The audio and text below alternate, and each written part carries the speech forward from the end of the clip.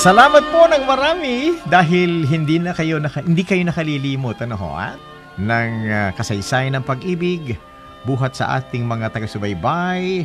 Okay, you're most welcome para sa isa na namang kwento ng pag-ibig ng nakaraan.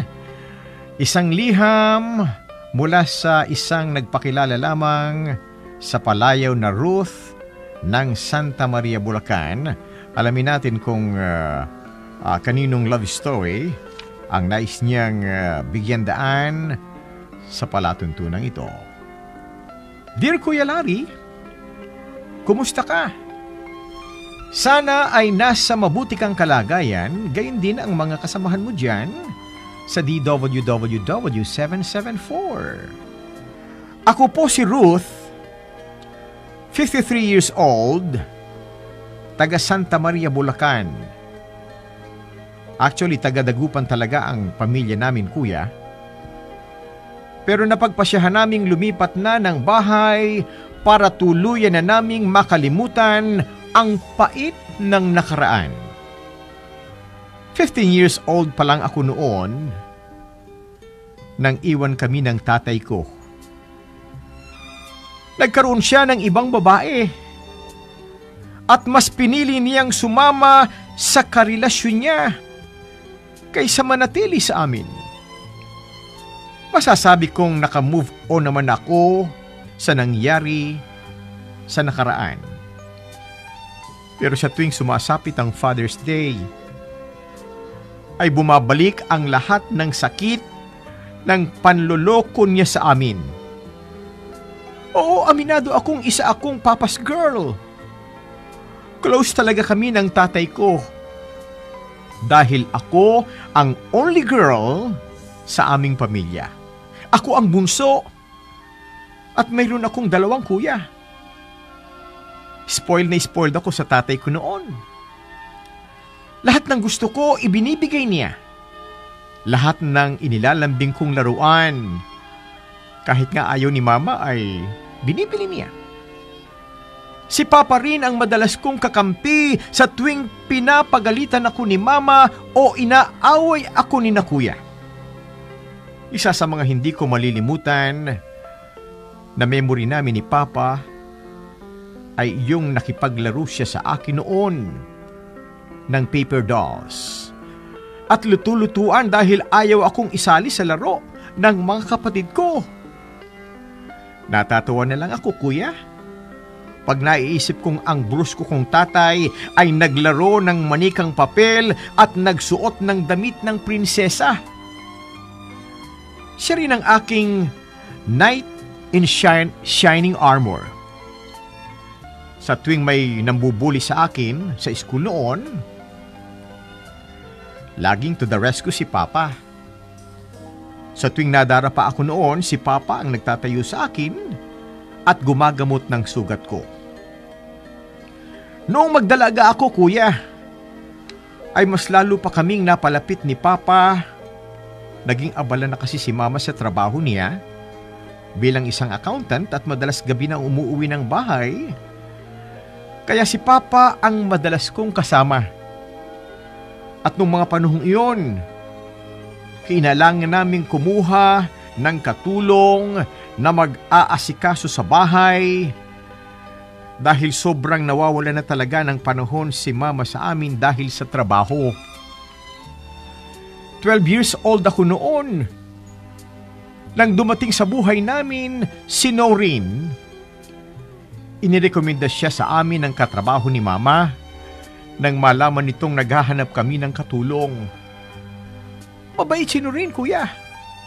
Maganda at wala pang asawa. Magaling rin siyang makisama at napakamalinis sa bahay. Pero ang hindi namin alam, Kuya, ay nagpapasok pala kami ng ahas sa aming tahanan. Si Noreen pala ang magiging rason ng pagkawasak ng aming pamilya. Kuya Larry, tahimik at masaya ang aming pamilya. Maayos ang relasyon ni na Papa at mama noon, kaya hindi ko lubos maisip na mauwi sila sa hiwalayan. Wala akong kamalay-malay noon na nagkakamabutihan na pala si Papa at ang katulong namin na si Noreen. Noon ay hindi ko binibigyang malisya ang mga kwentuhan at ang mga pagkakataong nahuhuli ko silang tila kakaiba ang tingin sa isa't isa. Akala ko noon normal lang iyon, kuya. Hindi pa alam ng mura kong isip noon na magagawa pa pala ng isang tao na magloko kahit na may asawa at pamilya na siya. Hanggang sa napapadalas na ang pag-aaway ng mga magulang ko.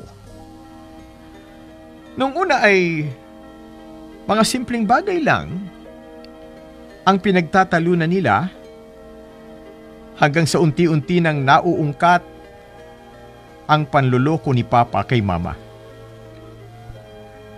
15 years old ako noon nang maganap ang itinuturing kong bangungot sa aking buhay. Kauuwi ko lang sa bahay noon galing ng eskwelahan. Nang madatnang kong magulo ang bahay at nagbubulyawan sina Mama at Papa. Umiiyak rin noon si Noreen habang nakakapit kay Papa. Gusto ko magtanong kung ano ang nangyayari pero wala akong nagawa kundi panuurin sila. Panuurin kung papaanong nag-aaway ang dating matinding nagmamahalan. Kaya nalaman ko na 2 taon na palang may lihim na relasyon sina Papa at Noreen. Galit na galit noon si Mama pero makikita rin sa kanya na sobra siyang nasasaktan. Walang nagawa si Mama noon, kundi ang pipiliin si Papa. Kami ba o ang kabit niya na si Noreen? Tiwalang-tiwala ako noon, kuya.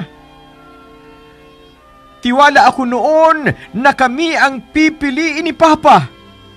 Dahil pamilya niya kami. Mahal niya kami. Pero hindi iyon ang nangyari. Nang piliin niya si Noreen at pareho silang umalis ng bahay. At ang masakit pa noon, kuya,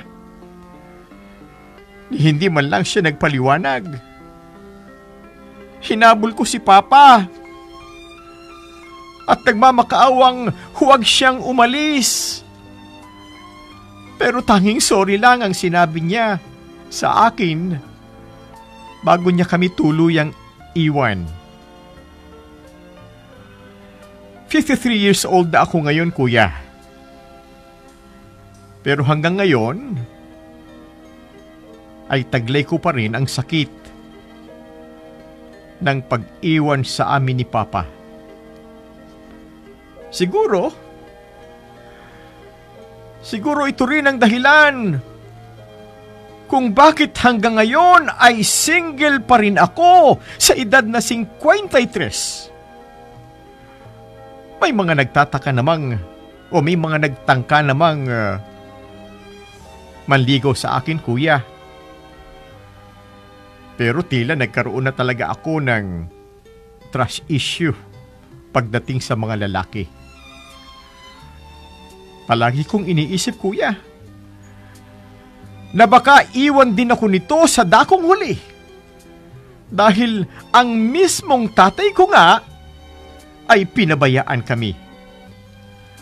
Sana ay dumating ang araw na tuluyan ng mabura ang sa isip ko ang nakaraan para magawa ko na ring buksan ang puso ko para sa iba.